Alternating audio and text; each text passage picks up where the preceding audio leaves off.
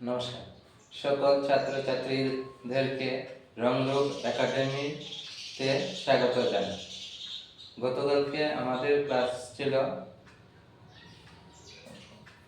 বিজোড় সংখ্যার গড়, আর আজকে আমাদের ক্লাস হবে যুগ্ম সংখ্যার গড়। পরপর যুগ্ম সংখ্যার গড়। পরপর যুগ্ম সংখ্যার গড়। কালকের আলোচনা ছিল যে গড় বলতে মধ্যেরটি বোঝায়। গড় বলতে মধ্যেরটি বোঝায়। এখানে 5টি সংখ্যা বলেছে, তাই 5টি টান নেওয়া হবে, 1 2 3 4 5। আর গড় হবে মধ্যে। গড় হবে মধ্যে।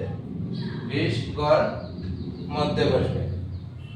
তারপরে যেহেতু যুগ্ম সংখ্যা 2 2 এর পরে 4 4 এর পরে 6 6 এর পরে 8 8 এর পরে 10 এইভাবেই এগোবে।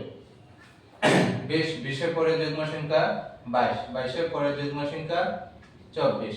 ঠিক একইভাবে 20 এর আগের যুগ্ম সংখ্যা 18 18 এর আগের যুগ্ম সংখ্যা 16 18 এর আগের যুগ্ম সংখ্যা 16। আমরা 5টি সংখ্যা পেয়ে গেছি। তার মধ্যে 24 হবে বৃহত্তম